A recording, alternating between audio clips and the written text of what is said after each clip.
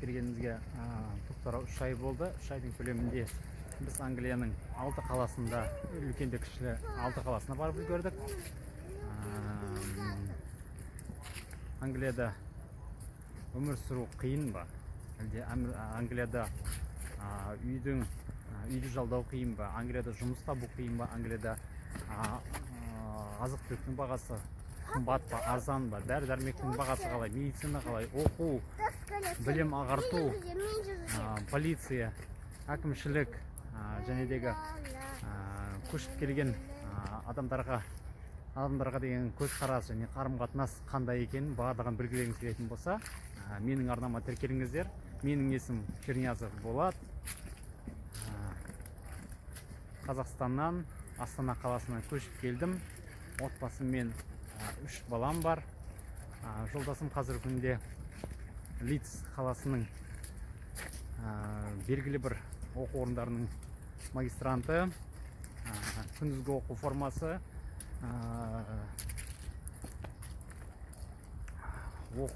оқу басталғанда негізі оқу қыркүйек айының 19 жылдығынан басталады. Оқуымыз біздің болашақ бағдарламасы бойынша келген.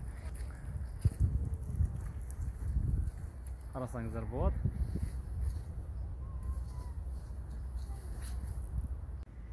Бұл үйіміздің жанында орналасқан Берли атты парк. Бұл парктың аумағында итпен серуендеуге рұқсат етілген, жәнедегі бірнеше үлкен теннис ойнайтын алаңдар орналастырылған. Орталығында жаңадан құрылған балаларды ойнату алаңы бар.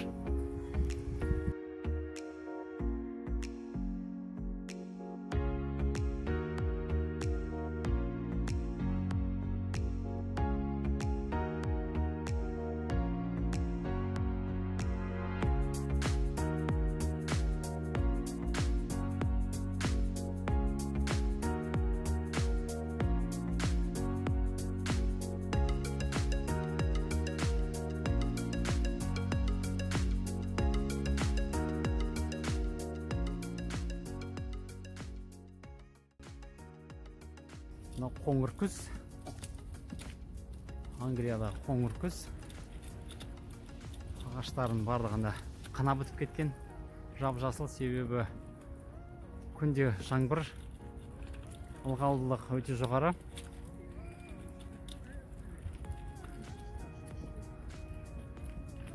Үйдегі киімдеріңіз кеуіп үлгермейді.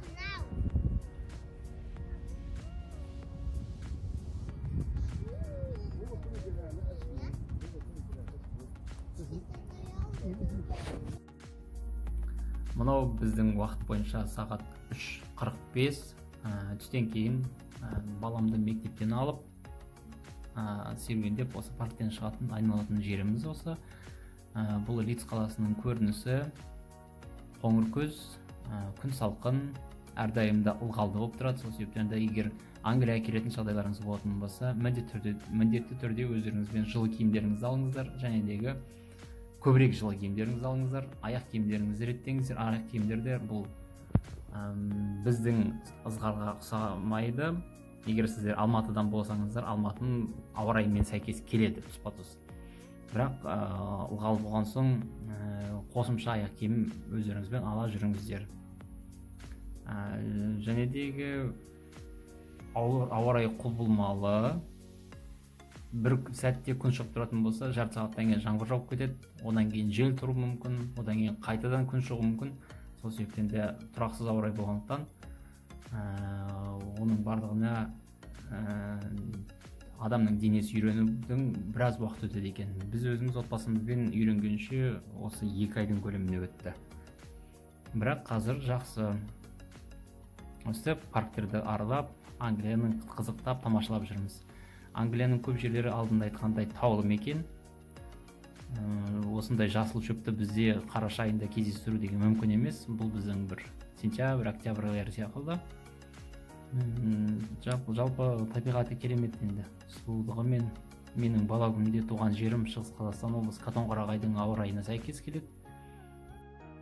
жалпы көп нәрсесі мені балалық сәтіме қайдан апарып тастағандай болды. Себебі біздің тұрған аймақта ылғалдылық өте жоғары болатын. Сол бала күнімізден сол үйде салқын болу, ылғалды болу деген, кейін терезеден су ағу деген, конденсат өте көп сондай жағдайлар болатын. Соны былайынан қарасам, мен қазір өзім балалық сәтімді қайтадан есіме алып отырмын. Бірақ қазіргі күнде мен өзім ата-анамын. Өте қызық жайлар. Жаңбыр көп жауады. Жаңбыр көп жауғанына байланысты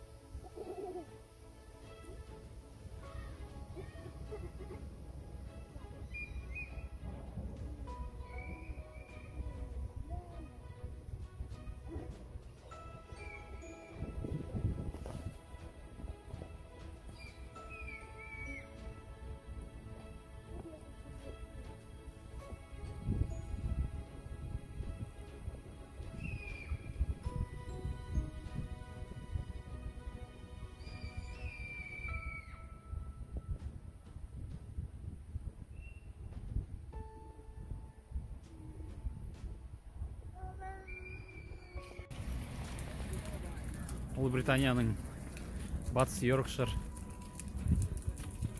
Лидс деген қаласынан көрініс осындай. Біздің тұратын жеріміз осындай тұрғылықты үйлері. Аумағы осындай, барлығы қызыл кірпіштен салынған, кішкентай шарбақты. Осындай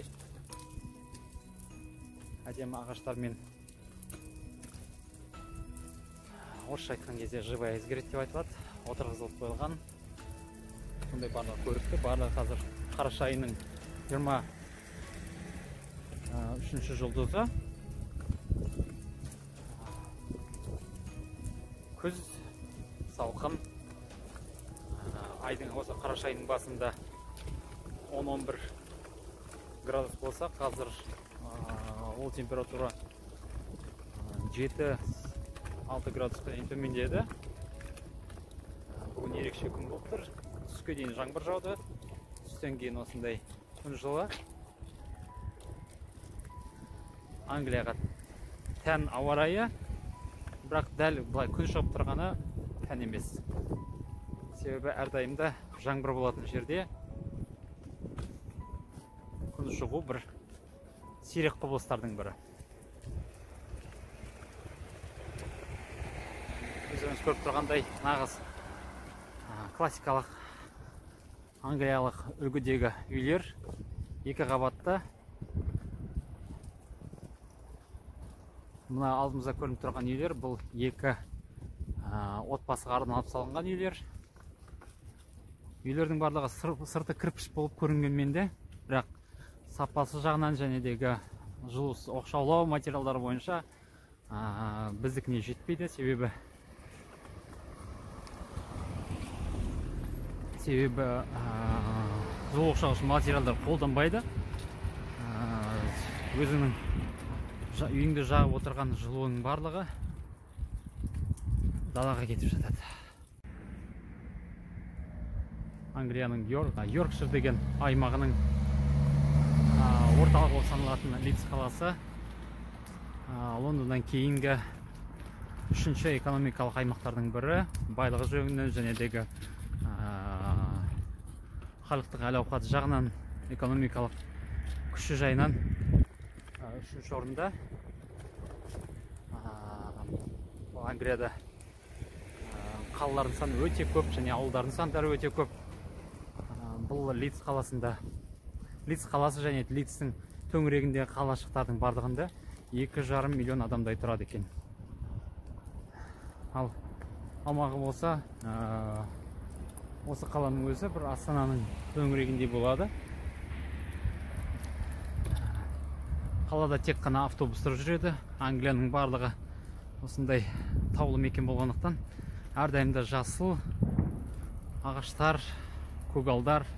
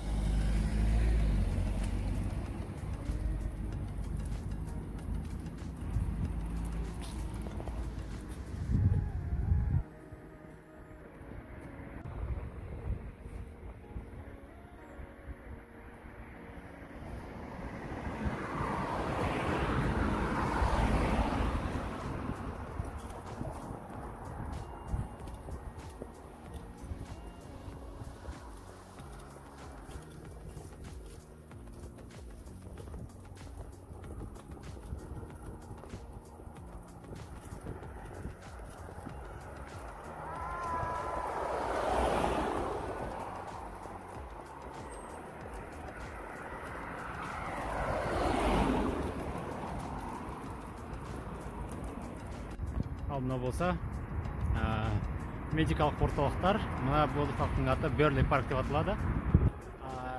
Әрбір осындай орталықтарда тұрғылықты халықтар тіркеліп, осында келіп қаралуға болады. Мұнда терапевт, педиатр,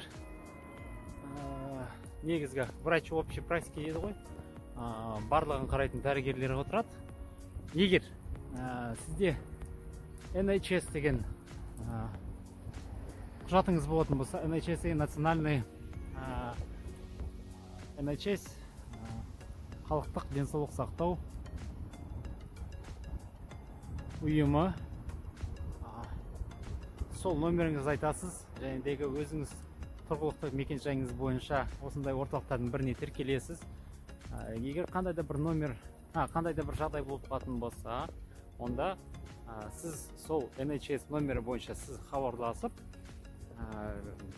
дәрігерлеріңізге айтып, нендей жағдай болғандығын барлығын түсіндіруіңіз керек. Соған байланысты олар шешім қабылдап, сіздерге арнайы бір күніге жазба қалдырады. Сіздің еліміздегі секілді қалаған уақытында келіп, немесе тісің ауырғанда, басың ауырғанда келетіндей жерлер жоқ.